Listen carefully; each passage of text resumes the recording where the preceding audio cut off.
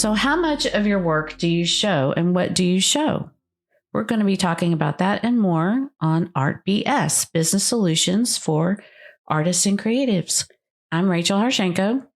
Stephanie Weaver. And Jules McCullough. So how much of the work do you guys show, and how do you figure out what to show when you're posting or putting things on social media or on your website? I honestly think Julie's like way better at this than I am, because like she'll actually show a little bit of the drawing, and then you do. Okay, I'm like, I didn't think I was very good at it. Yeah, we try and include some work. Yeah, I mean, I try to include like sketches and stuff. I guess I don't think I'm very good at showing behind the scenes, just because you'll actually show also like your computer with your cat on the computer. Yes. You know, I don't do that stuff. I don't think about that stuff. You're really good. She's not accepting. There she accepted. I did. Thank you. I'm just trying to think. Like, I guess I do. I just don't feel like I do, because I do so much digital work. Mm-hmm. But I also make lots of mistakes in the digital, so I don't record my screen while I'm doing it, because, you know, some of my files get really big and then I'm bogging down my computer. And I always say, I just need to set up the camera behind me, but I have these party lights over my ceiling. They reflect in my computer. And so I'm like, there's just so much to do on my end if I really, truly want to show behind the scenes. But maybe I am showing them enough. You're showing when you do something different. So like when you use your ink and the resin, that was neat. Yeah, that stuff I do. Yeah. I do try to record that. I'm not really good at remembering all the time, but I do record anything that's not my typical medium. And I think that's more for me. Because I like, especially with the resin pours, because I still haven't perfected my waves. And so if I record it, I can go back and see what did I do wrong? What did I do right? And kind of overanalyze it. Because, that's a good idea. My husband's rubbed off on me after 24 years of knowing each other. So, but yeah, I think that is my favorite thing to do, is watch artists behind the scenes. And I'll tell you, it's really hard to find authentic behind the scenes of artists. What do you think about authentic? Yeah, I was going to say, even if someone edits the video or whatever to put up, it still could be authentic, even though it's could a little be bit productive. Or are you talking about like the girls that are like scantily clad and pretending to paint? Right. And their studios are, perfectly clean. And, I just want to see the real side of how you're creating that art. Or they're kind of staged, like they've practiced it and they're redoing it. Like, people don't show their mistakes. Yeah. And we're all human. And so then I get built into this expectation of my head when I'm watching these. Oh, well, it didn't turn out right. I'm not good at that. Especially when you're trying something new. It's like I was trying to draw a horned animal the other day. And like a rhinoceros? It was or a unicorn. I told you about it. Oh, the goat was it the goat with the horns? The cow, Highland cow. Highland cow. Okay. Oh, yeah. There you go. I drew a Highland cow, and he looked really cute in sketch form. Then I put him in Illustrator, and he's supposed to just be this cute little animal, and he looks like dog shit. Literally, because he's brown, so he looks like dog shit with horns. With horns, a horny dog shit. Oh my gosh! So, anyways, but if I was recording what I was doing, if I would have been thinking about it and being behind the scenes, and that would have been a true fail, like not everything you create is going to be perfect. Yeah, it looked really cute in sketch form, but it didn't look good in Illustrator. And I kind of think to myself, then why am I forcing myself for it to be in Illustrator? Why do I not stick and do it in Photoshop where I can do what I want to do with it? But again, I didn't record any of it, so now I can't show that side. But that's what I want to see. Like, I want to see true behind the scenes. I don't want to see something that's a production. You've, practiced it, perfected it. I mean, I want to see that too, but when I think of behind the scenes, that's what I think of. It's like the big old mess that's going on. So I wonder, like, can you just go back and even talk about that and say, this is what I did, and talk about it like hindsight and this is what why I'm putting it in Photoshop and record what I've done in Photoshop. Yeah. I mean, that's a good idea, actually. But, that's what I think. I don't know, maybe I'm crazy, but that's what I want to see when I think of behind the scenes. Everything, that's going back to our social media. I mean, I think that's a bad part about social media is everybody thinks it's got to be so perfect. Pinterest perfect. Yeah. And it's, oh my God, my daughter, my 13-year-old is like constantly about, I've got the Pinteresty vibe. Oh, this is so Pinteresty. And I'm like, oh no, honey, the world is not perfect like that. And maybe that's why I crave wanting to see, I want to see other failures and stuff. Yeah. I want to, and not that they're failures, they're learning moments. That's how we grow as artists. I mean, I'm sure your first oil paintings and heck, our first podcast and your first podcast weren't perfect. Oh no, it was awful. Don't listen to number one. Yeah. Don't listen to the first one. It takes 10 plus tries to get to where you're going. And why not show that? Yeah. Yeah. Do you find that it would be beneficial to see more behind the scenes? Yes. I think it also helps other artists, like what you were talking about, what worked, what didn't work. It helps them see what, it helps them learn so they don't fall into those same mistakes. I mean, I reached out, so I wanted to create like a 3D artwork thing. And artists, this really, really frustrated me because some of the artists are so, like it's sorry, I smacked my lips there. Like it's a trade secret of what they do. I'm sorry. None of this is really rocket science. Okay. Well, you can see we have creative minds. If we really want to do something, we can figure it out. So anyway, I wanted to create like a 3D method of portraying movement, but use oil paint and multiple canvases. So one of her friends, Jennifer Redstreak, she said, hey, you ought to check out this other artist. She's doing what I think you want to do. And I looked at it, and sure enough, and I can't remember the other artist's name now, but basically she was taking acrylic panels and painting on them with oil. And so I reached out to her. And this lady is older than I am. And I kind of relayed my idea of what I wanted to do. And I just really felt this calling to do it. And her response was basically, good luck with that. I'm not telling anybody how I'm doing these things. And whoa. Yes, I was just like, well, fine. I can freaking figure it out myself. Thank you very much. And I did. But the middle finger, middle finger painting. But I figured it out, and it took me like 3 trials to figure it out. And each one was a success, but in terms of learning. And all 3 of them turned out great, but I figured out which method I liked the best. The apple, the dove, and the lion. But it was just, that was really frustrating because if she could have saved me so much time, but money. She was just being a bitch, in my opinion. Yeah. Right. I'm like, so I was going to ask you guys, being the real behind the scenes, like when 1 out of 5 paintings don't turn out the way you want, like, are you really going to show your crap art though? Like, I've torn one up before online. Yeah. And people just like, oh, I can't believe you did that. And I was just like, well, it was that dry brush oil. And I told you guys about this dry brush oil. When you screw up, you have to start all over. There's like no forgiveness in that medium. And a dog's eye was slightly off, and I just ripped it up right there. And it was ripping up those things and explaining what you're doing is not only therapeutic for me, but it also shows my patrons that there's a lot of skill that goes into this. Yeah. And there's a lot of love that goes into this.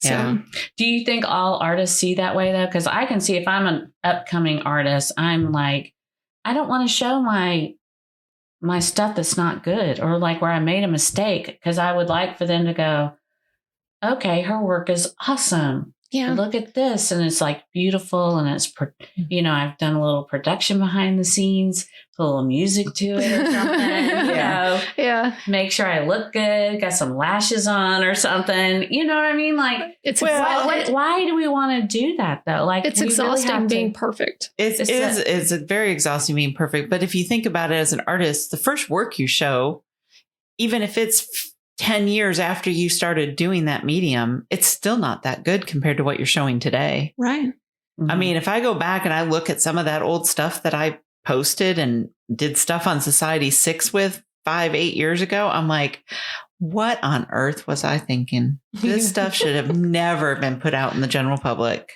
Mm-hmm. And to answer your question, I've shown really bad resin pores before. Mm-hmm.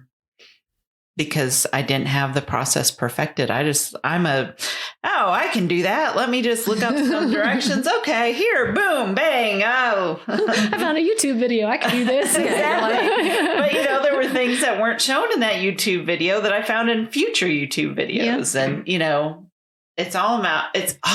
artistry is all about doing. Yeah. And creating and not worrying about what the end result is, but starting over and doing it again. That's why when you're in your sketchbook, you're supposed to draw, 20 different cats and, till you find the right cat that you want to use or, however many it is, but just use that as an example. You don't draw just one. And I find myself drawing just one because I've gotten this. I should be able to do this. It should be perfect out of the boat because everything we're seeing around is perfect, Yeah. I mean, I'm trying out like a new, well, it's not really a new medium for me, but it's one that I know, but not very good at. So like oils, I've got like 10,000 plus hours doing that stuff. So I'm playing in porcelain clay and porcelain slip. And like the thing that I did this morning, it was an idea that I had because I kind of got in a little bit of a oil painting slump. I can't figure out what I want to paint. And so I've been unmotivated with that. So you're trying something new. So I'm playing is what I'm doing. And so I'm getting in there and like, I can tell you this one is just going to be like, okay, I'm probably never going to show this to anyone, but it's a learning experience because I don't know what I'm doing, and you don't know until you actually try. Mm-hmm. And then you find the questions that you have to ask yourself. I was going to say, you don't know what you don't know. Right. Yeah, exactly. Until you try it. Yeah. Now, are you going to show some of these behind the scenes? I have pictures. So, I'll probably show some behind the scenes. Maybe at some point I'll actually do, because I want to do it again. This first one is, I would say a fail because it's too thick. I tried some things that I know aren't going to work, but it's a fail, but I'm still going to continue to go with it because I want to see what else is that I'm going to need to modify to get maybe the next one right. And I don't know. I like it. It's something different. Well, and in your paint class last night, we were talking about doing multiple pictures and everything. And your mom, Dolly Tab, she had a study, an old apple study where she painted a bunch 1979. Yeah.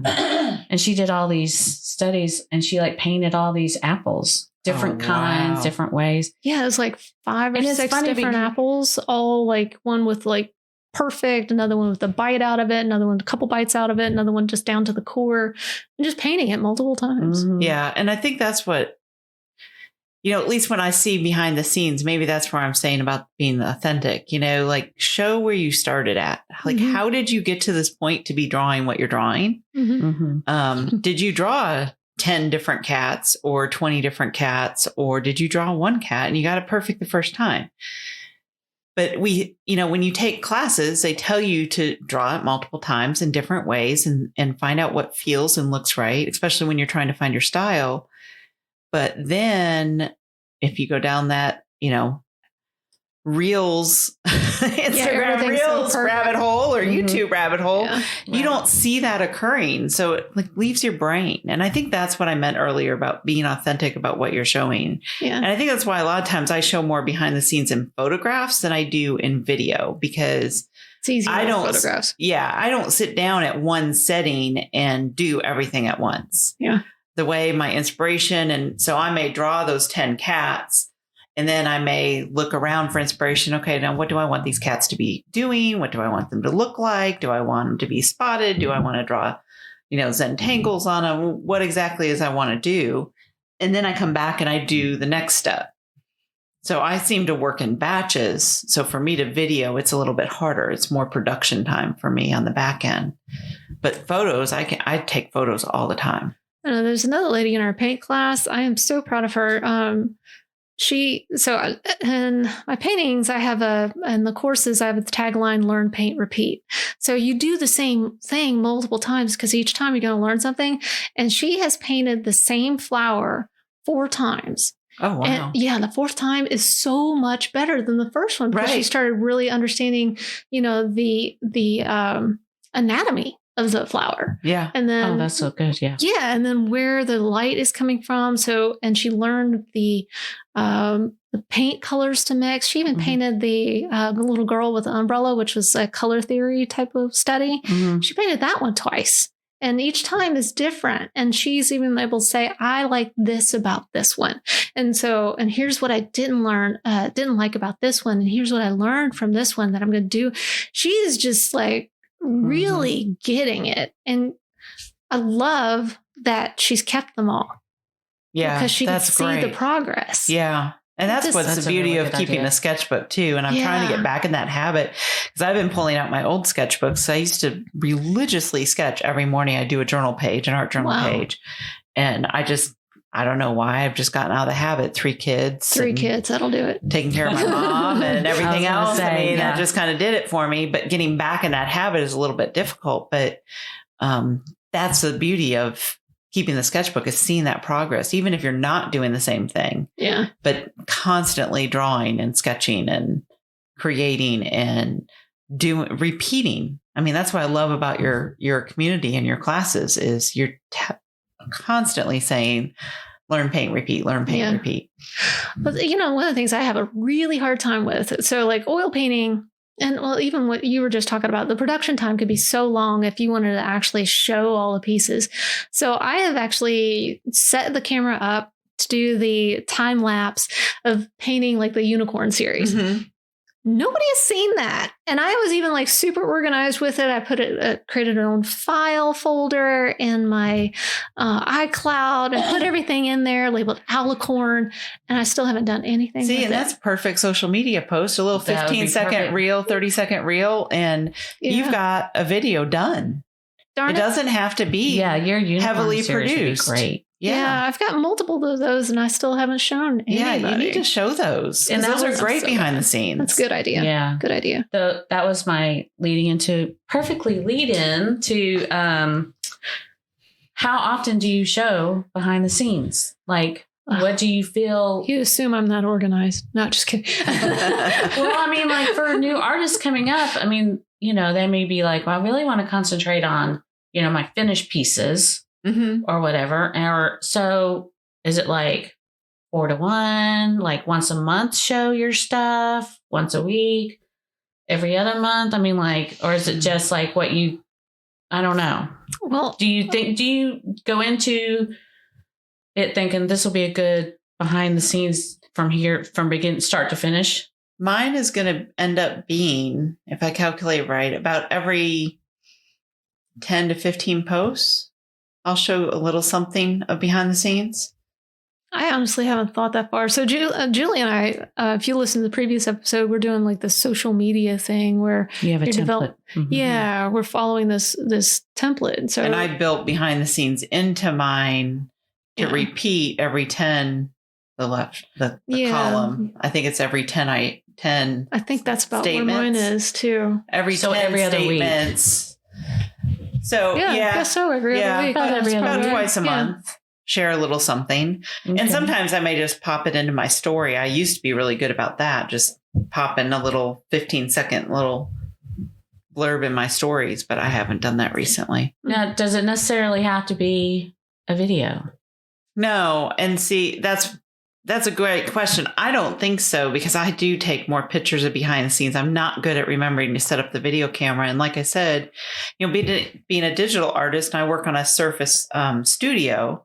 So it's a big piece of paper basically in a computer that lays on my desk. And so when it's down, my party lights that are up above are all in there. And of course, I could just take the party lights off and then they are down and then they wouldn't be reflected, but then my studio wouldn't be fun. So I like my party lights. They give a great atmosphere in there. Yeah. But so I don't do a lot of videos. I do a lot more pictures because I can turn those lights off, take a decent picture of the screen. And as I do more digital. And then, you know, I guess I could just record my screen, but that does take a lot of computer power. Well, what about someone who has something like on an easel or something, or they're doing sculpting? Just a video or a picture? I mean, I think either one would be fine. Yeah, either one would be fine to me. I don't think it necessarily has to be a video.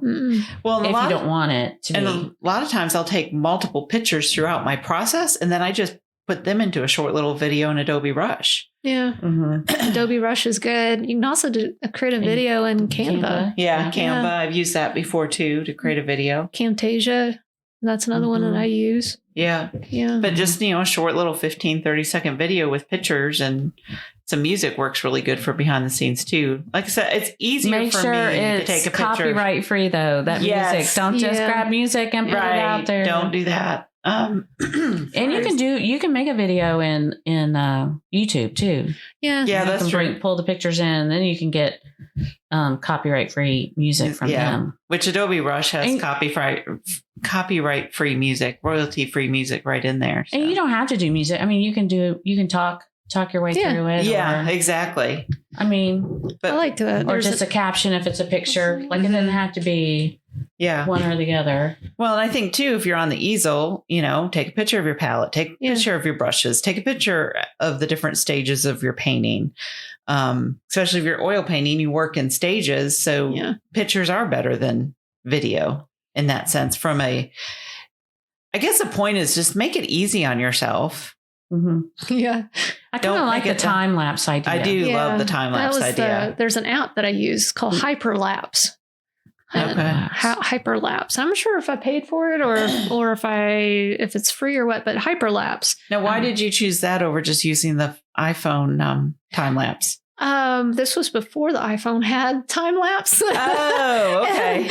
and so, I got it way back when, and I just like it. Because my daughter will time lapse the entire sleep at night. No. She is a time lapse expert. She time lapses everything. That's so funny. See, I love that though. I would sit and watch. It is so much fun to watch. It is actually really cute. Flipping all around and everything. Yeah. I want to see your unicorn series. I know. I do too. You definitely need to put those up. And put the whole thing up with all 4 of them and then put all 4 pictures up, you know, or was it 4 or 6? I did 10. Never mind. 10. Awesome. Yeah. I love those little guys. Are they on your Etsy shop? They are. And I did a time lapse of the girl in the field too. But nobody's seen that one either. Yeah, see, you need to be posting all those.